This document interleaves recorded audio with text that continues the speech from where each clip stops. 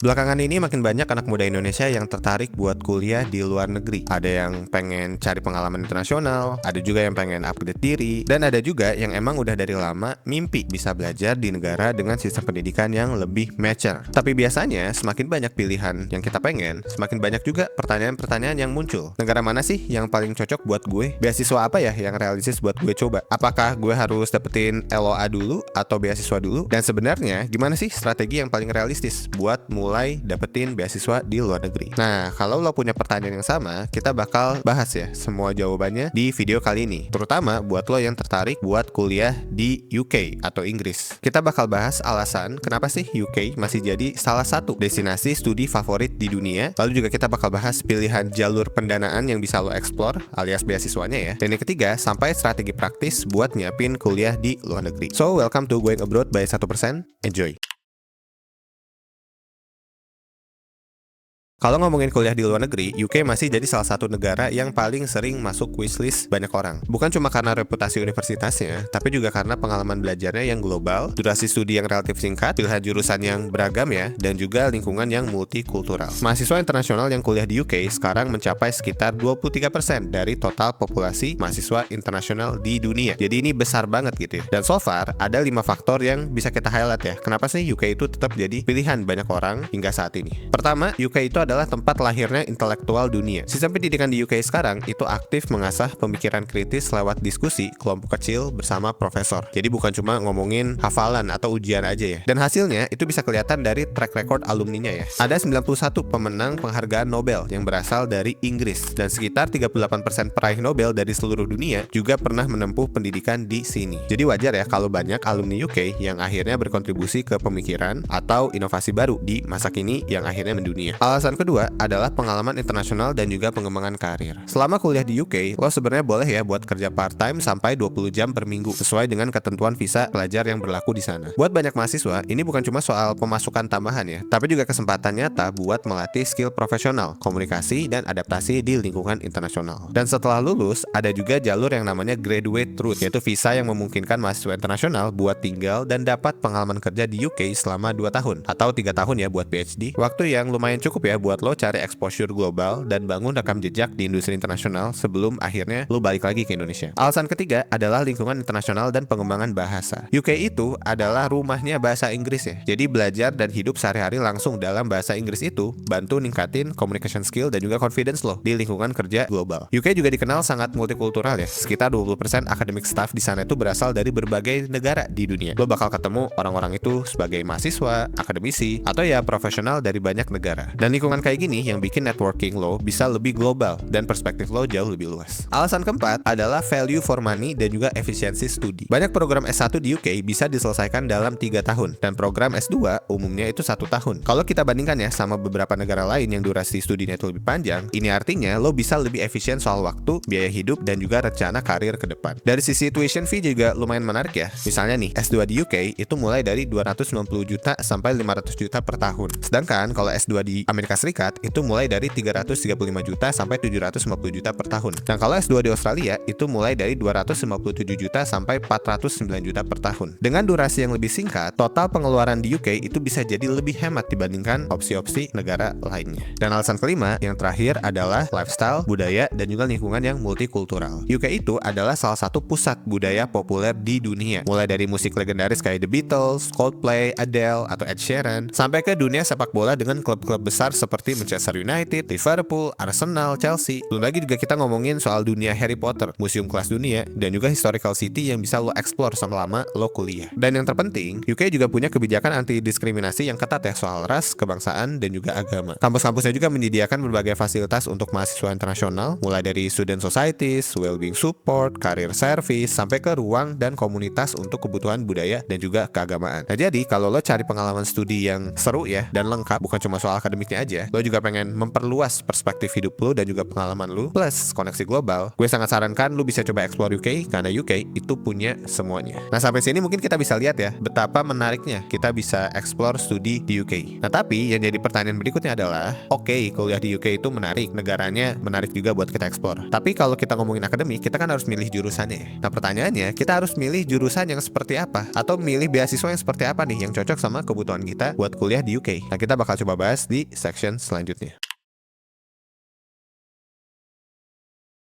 Setelah kita tahu ya kenapa UK masih jadi salah satu destinasi studi favorit, pertanyaan berikutnya adalah jalur seperti apa nih yang paling cocok buat lo sekarang? Karena perjalanan setiap orang buat kuliah di luar negeri itu beda-beda. Ada yang berangkat setelah lulus S1 untuk ambil S2, ada juga yang lanjut setelah punya pengalaman kerja beberapa tahun, dan ada juga yang ikut exchange program atau short course dulu sebelum lanjut ke jenjang utama. Dan soal pendanaan juga sama ya, soal beasiswa juga sama. Ada yang fully funded scholarship, ada yang combined scholarship, dan ada yang dana pribadi. Ada juga yang dapat dukungan dari keluarga atau kantor, ada juga yang self-funded karena melihat pendidikan internasional sebagai investasi jangka panjang. Semuanya itu valid ya, dan lu juga bisa kuliah di luar negeri atas salah satu dari berbagai alasan itu. Tapi yang terpenting bukan apa jalur yang lo pilih, tapi apakah pilihan itu sesuai dengan tujuan, kebutuhan, dan kesiapan lo masing-masing. Nah, sekarang kita bakal coba bahas ya, ada beberapa jalur pendanaan atau beasiswa yang bisa dieksplor untuk kuliah di UK. Yang pertama adalah beasiswa pemerintah Indonesia ya, misalnya kayak LPDP. Terus juga ada beasiswa pemerintah UK ya. Ada juga scholarship dari universitasnya langsung, partial scholarship jadi setengah-setengah ya, dan juga program dukungan dari institusi atau organisasi internasional. Ada juga beberapa program yang bisa lo pertimbangkan ya, misalnya LPDP untuk jenjang S2 atau PhD. LPDP gelombang 1 2026 kemarin udah ditutup di 23 Februari ya, dan gelombang 2-nya itu diperkirakan buka sekitar Juni sampai Juli 2026. Jadi masih ada waktu ya buat lo yang belum sempat daftar, lo bisa pantau aja ya websitenya LPDP atau media sosialnya. Lo juga bisa explore, ada namanya tuh beasiswa Garuda ya untuk S1.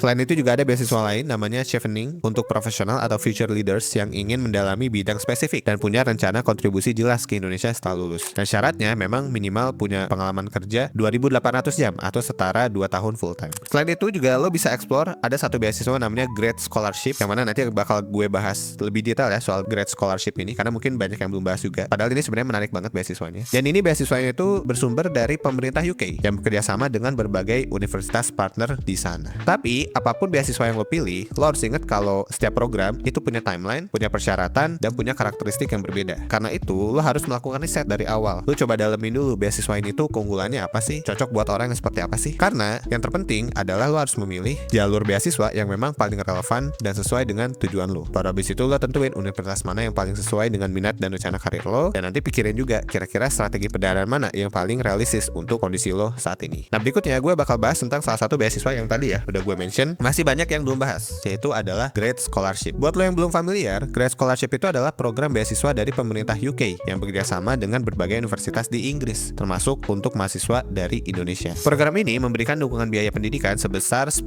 pound sterling atau sekitar 200 juta rupiah. Kenapa sih Great Scholarship ini tuh menarik ya buat lo pertimbangkan? Alasan pertama adalah lebih inklusif untuk berbagai latar belakang. Jadi dari beberapa sumber yang gue baca ya, Great Scholarship itu secara umum tidak memiliki batasan usia tertentu. Kalau lo misalnya nih udah kerja beberapa tahun dan mau balik kuliah itu tetap bisa. Atau kalau lo baru lulus S1 dan mau langsung coba juga bisa. Syaratnya cukup punya gelar S1 dan memenuhi persyaratan masuk dari universitas, baik secara bahasa ataupun akademik. Dan tiap universitas itu punya ketentuannya tersendiri. Jadi cukup penting juga ya buat lo cek langsung ke website masing-masing kampus yang lo pengen masukin. Alasan kedua adalah dukungan pengalaman internasional. Selain membantu pendanaan studi, Great Scholarship juga membuka kesempatan buat lo belajar di lingkungan internasional yang beragam. Karena mahasiswa internasional di UK itu juga punya kesempatan untuk dapat pengalaman profesional setelah lulus melalui jalur graduate route yang tadi udah sempat gue mention di awal ya, sesuai ketentuan visa yang berlaku di masing-masing. Yang ketiga adalah proses dan pilihan yang fleksibel. Great Scholarship itu bekerjasama dengan berbagai universitas di UK, sehingga lo punya pilihan universitas dan bidang studi yang cukup beragam. Karena proses aplikasi dan seleksinya juga dilakukan langsung melalui universitas yang berpartisipasi. Karena itu penting banget ya buat lo pahami detail persyaratan dan timeline dari masing-masing kampus yang lo incar. Pilihan universitas dan program di Great Scholarship juga bisa berubah ya setiap tahunnya. Buat informasi terbaru, saran gue lo langsung aja cek website resmi Study UK British Council melalui link yang ada di description box di video ini ya. Silahkan dicek aja langsung. Dan alasan berikutnya adalah bisa dikombinasikan dengan beasiswa yang lain. Nah ini nih yang menarik nih, dari grad scholarship ya. Nah jadi misalnya lu udah dapat beasiswa grad scholarship, terus lu dapat beasiswa lain yang memang bisa digabungkan, itu bisa banget. Karena ada banyak ya awardee yang berhasil kuliah di UK dengan dukungan grad scholarship dan juga LPDP secara sekaligus. Walaupun grad scholarship itu cover sebagian biaya kuliah, peluang buat dapat fully funded juga jadi lebih terbuka ya kalau lo gabungkan dengan skema beasiswa yang lain, baik dari internal kampus ataupun institusi lainnya. Dan di beberapa kampus, mahasiswa juga bisa mengkombinasikan sumber pendanaan dari berbagai skema beasiswa atau dukungan universitas, tergantung kebijakan masing-masing institusi dan juga program yang diambil. Buat lo yang penasaran dan pengen explore lebih lanjut, langsung aja klik link yang udah gue taruh di description box ya, karena lo nanti akan diarahkan ke website resminya langsung. Jadi silahkan bisa lo pelajari aja di sana. Oke, gue udah tahu nih beasiswanya lewat mana, kampusnya apa, dan juga gue udah tahu ya tujuannya tuh mau kemana. Nah, pertanyaan berikutnya adalah gimana nih strategi buat beneran dapetin beasiswanya atau beneran mulai kuliah di sananya? Apa yang harus kita lakuin pertama? Nah, kita bakal coba bahas di section selanjutnya.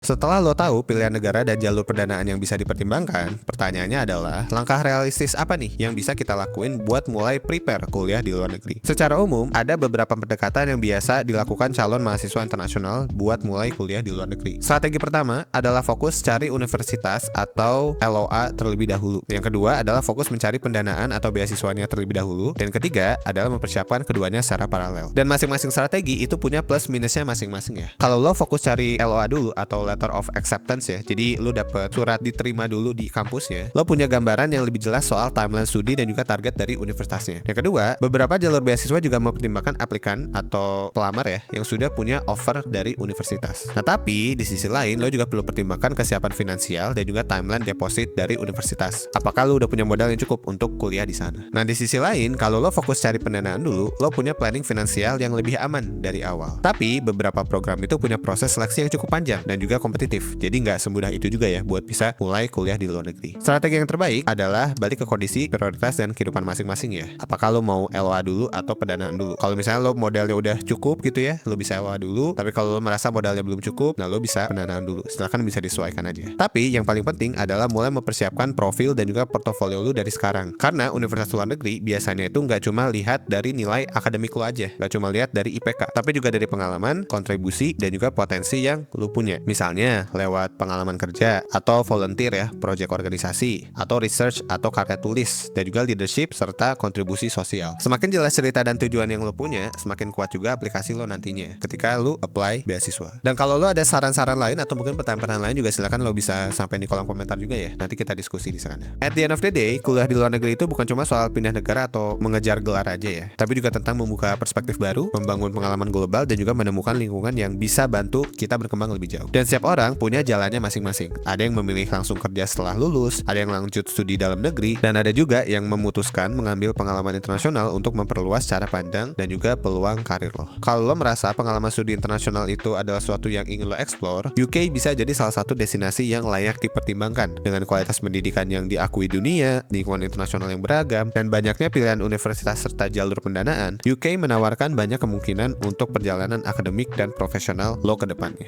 Yang terpenting juga, jangan berhenti cuma di tahap pengen. Mulai cari informasinya, mulai beneran riset dan susun strateginya, sambil pelan-pelan ambil langkah pertamanya. Buat info lebih lengkap tentang studi di UK, universitas, dan juga beasiswa, saran gue lo langsung aja cek website resminya Study UK British Council yang ada di link description video ini ya. Karena di sana udah lengkap banget informasinya dan resmi juga ya. Jadi silakan lo bisa baca-baca aja dan explore sesuai dengan kebutuhan lo. Good luck buat perjalanan ke depannya dan sampai jumpa di video berikutnya. Gue Danang dari 1%, jangan lupa bahagia dan jangan lupa hidup seutuhnya. Thanks.